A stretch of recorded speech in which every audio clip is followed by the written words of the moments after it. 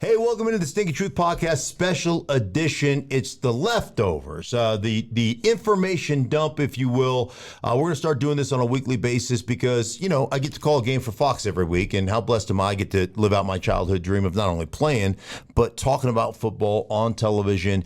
And every week that you do this, you're like the only guy, you know, that week for those two teams that gets to talk to the head coaches, the quarterbacks, the coordinators, you know, the prominent defensive player, whatever the case may be. So there's a lot of stuff when you do a game, and you know this, you've done games, where, you know, if you get 20% of the information you have based upon how the game is flowing into the broadcast, you've gotten a lot of stuff in there. So there's a lot of stuff that's left on the, you know, on the chopping block that never gets out there. So I thought this would be a really cool way to take both of these fan bases, Detroit and the Detroit Lions and the Atlanta Falcons, back kind of, you know, in a more in-depth kind of conversation about their two teams. Well, before we get to the 80% maybe that you didn't get to cover, let's talk about what the fans of both teams had a chance to watch. And for Lions fans, how impressed were you? Should Detroit fans feel really good about the fact that they won a game like that? Yeah. Kind of a low-scoring, grinded-out affair. Yeah, I think there's a couple of things. One, you can say whatever you want about Dan Campbell. You know, he plays the role of meathead well, but he's a really smart football coach. And the whole organization takes on the persona of that head coach. I mean, gracious, cut and dry, no BS. You ask him a question, he answers it, and he answers it honestly about exactly what went down. And the whole organization operates that way.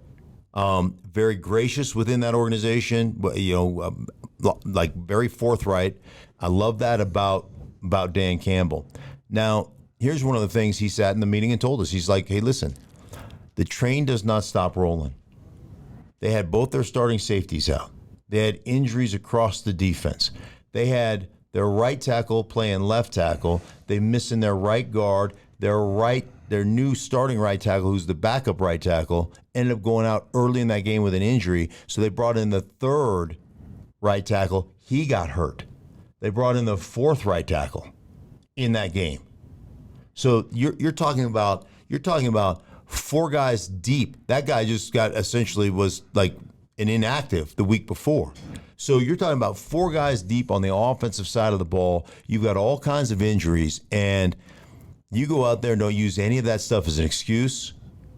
You're well coached, and you've got some toughness and some grit about you, which Dan always preaches to his team, and you can see it in the way they play and the way they don't make excuses. Conversely, Atlanta, what did they fail to do in this game that they had done well in the first two games that you studied? Right. What did they miss out on? What was missing on Sunday?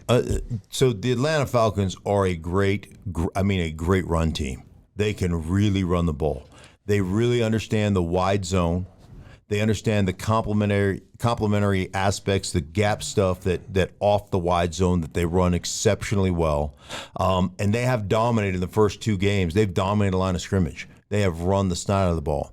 Now, they never established that.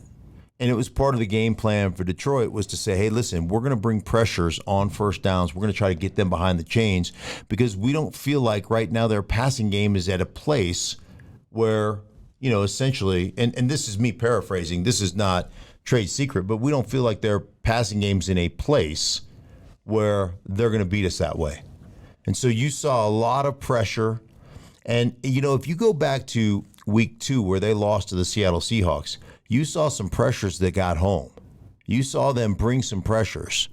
But they got to the quarterback only one time, and it was a, you know, scrambling around, hold the ball forever sack. But the bottom line is they did not get to the quarterback. And I had talked to Dan Campbell about it. I said, listen, your back end and your front end to me, your packages, your blitz pickup or your blitz packages and your pressure packages did not tie up well with your back end. And his response was, you're exactly right. And you'll see more man coverage this week. They brought pressure, but they try to play zone behind it. And so they gave free access to Geno Smith, and Geno Smith just got the ball out of his hands so quickly that none of their pressures ever got there. So in this particular game, they brought pressures on a consistent basis to make Atlanta play from third down and long, like situations, and they stopped the running game early. They stopped it early and rendered it useless, and they had a huge advantage. 7 sacks by 6 different guys from Detroit. I mean, this is a team that had 1 sack in the first 2 games, 7 sacks, tons of pressures. They really did a good job, but they executed their game plan to perfection. So, yeah, the numbers back you up. Atlanta rushed for only 44 yards, forced Desmond Ridder 21 of 38 for only 200 yards. All right, let's get to the information dump here, stuff that didn't make its way into the broadcast that everybody had a chance to watch. You get a chance to meet with, and we'll start with Detroit. You met with Dan Campbell, Jared Goff, Aaron Glenn, Alex Anzalone. What were some of the things that you guys talked about that really caught your interest that maybe didn't make its way into the broadcast that Lions fans would find really interesting? Yeah, I think one thing I had talked to Jared Goff about was just about the level of disrespect that myself and other national analysts give him. Like when I talk about top 10 quarterbacks, he never, ever enters my mind. Ever. And ultimately, I think it's time to change that. You look at his numbers, I mean, in every significant category since he and Ben Johnson started working together, Ben Johnson being the offensive coordinator, he's a top 5 or top 10 quarterback in pretty much every significant category.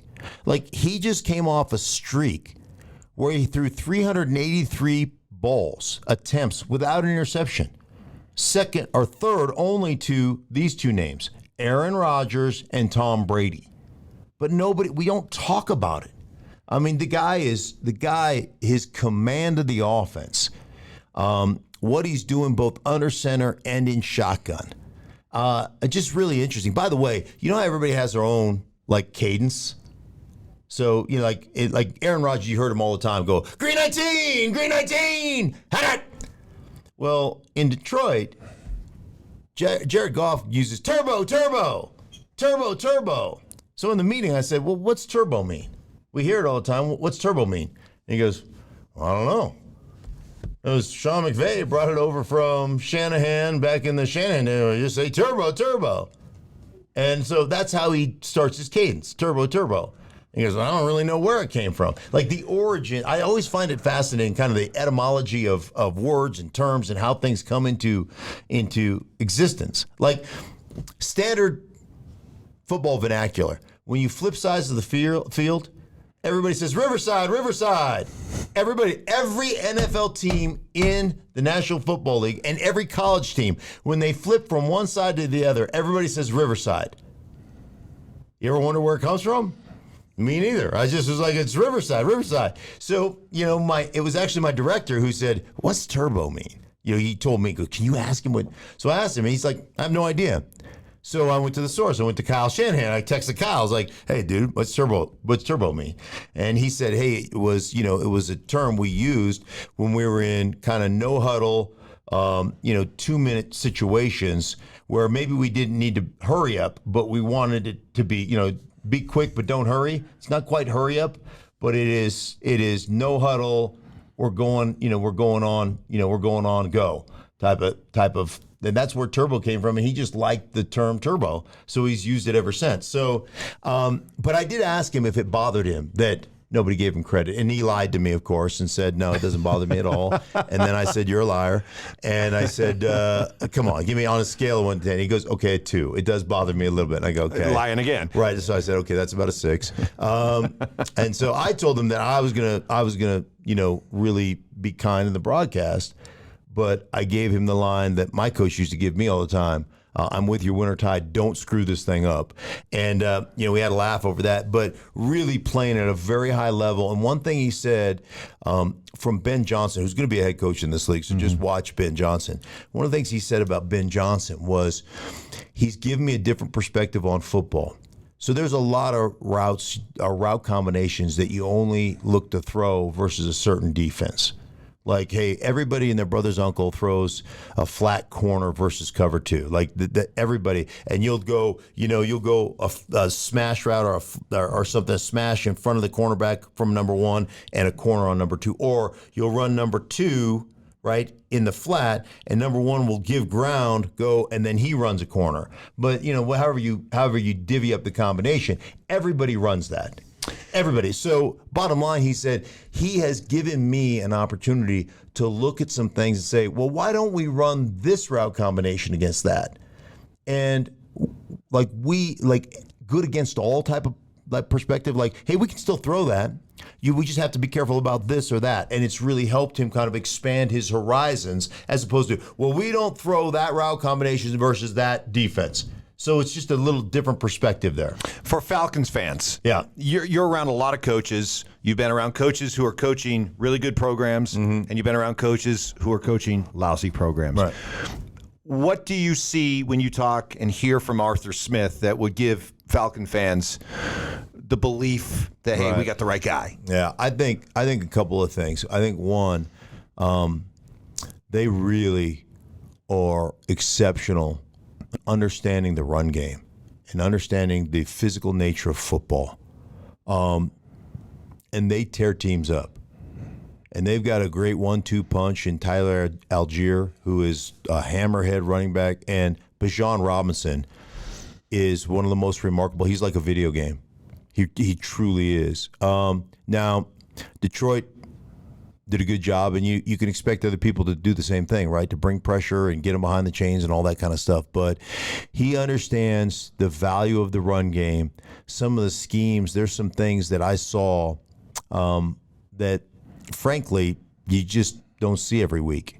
And they use and mix their personnel between multiple tight ends and a fullback and multiple backs. You know, they get into what they call 21 ponies, so one tight end and two backs. But Bijan,